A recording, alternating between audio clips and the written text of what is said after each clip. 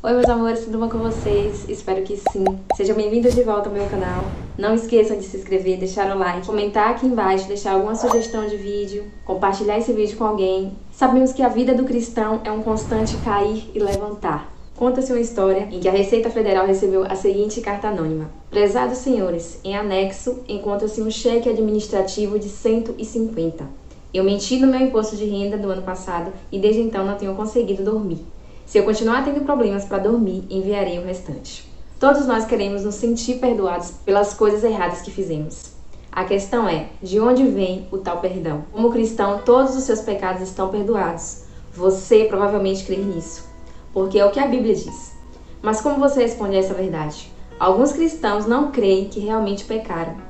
Outros não creem que estão perdoados. Então, neste vídeo, eu quero ajudar você a ter total compreensão da realidade do seu pecado e da realidade do perdão de Cristo. O pecado, biblicamente, é a atitude de querer as coisas do seu jeito e não do jeito de Deus.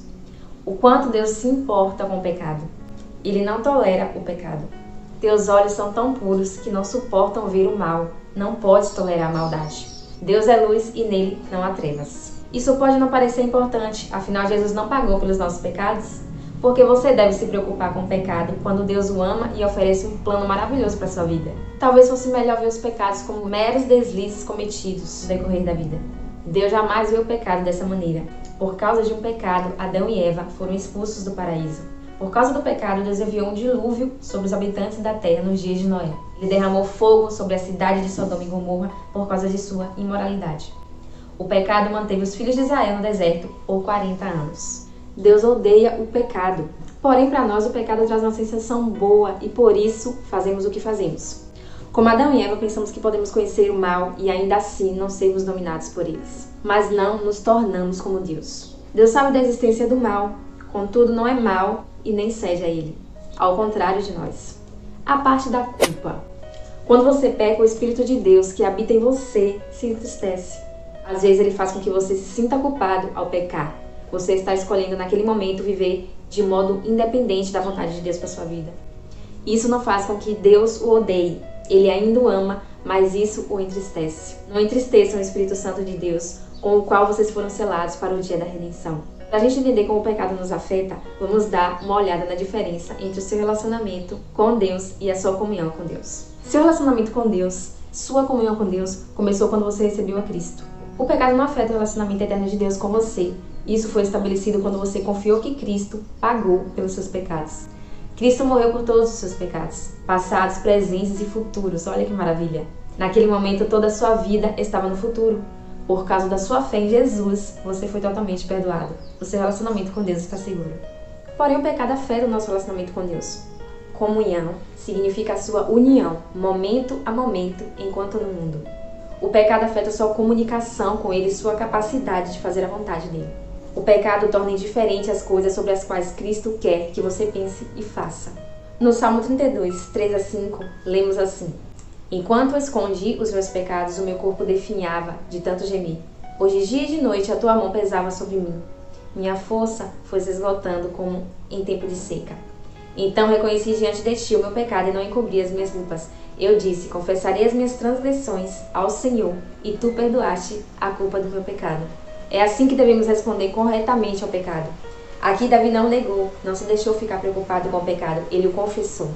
Arrependimento e confissão de pecado. O que significa se arrepender e confessar pecados? Primeiro, confissão significa concordar com Deus. Ele já sabe que você pecou, então por que não ser honesto? Se confessarmos nossos pecados, Ele é fiel e justo para perdoar os nossos pecados e nos purificar de toda injustiça. Confissão significa admitir abertamente o nosso pecado e aceitar a postura de Deus em relação a isso. Confissão não significa implorar a Deus por perdão. Cristo já pagou o preço por todos os nossos pecados. O perdão de Deus está automaticamente disponível no momento em que confessamos. A razão por que Deus pode disponibilizar esse perdão instantaneamente para você é a morte de Cristo na cruz. Não ardou a humildade com que você confessa o seu pecado. Trata-se de concordar com Deus que você estava errado e não quer continuar cometendo esse pecado. Não quer mais viver se afastando dele por causa disso. Às vezes, mesmo confessando o meu pecado, eu ainda me sinto culpado. Haverá momentos em que você ainda se sentirá culpado, mesmo depois de ter confessado o seu pecado. Achamos que se pudermos nos diminuir aos nossos próprios olhos, então Deus se agradará de nossa humildade. Mas não é assim que Deus nos vê. Faz parte da confissão agradecer a Deus por Cristo ter pago todos os nossos pecados. E com base nisso, Deus diz: porque eu lhes perdoarei a maldade e não me lembrarei de todos os seus pecados. Agradecer envolve fé, porque você está agindo de acordo com o que a palavra de Deus afirma ser verdade sobre você e não de acordo com a forma com que você se sente. Algumas vezes a gente confunde tentação com pecado, mas tenha em mente que todos somos tentados. Até Jesus foi tentado, mas ele não cedeu às tentações e não pecou.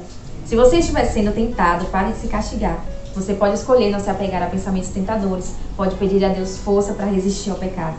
Não se sinta culpado por ser tentado. Um ótimo versículo para você aprender a relembrar quando estiver enfrentando tentações é o 1 Coríntios 10:13.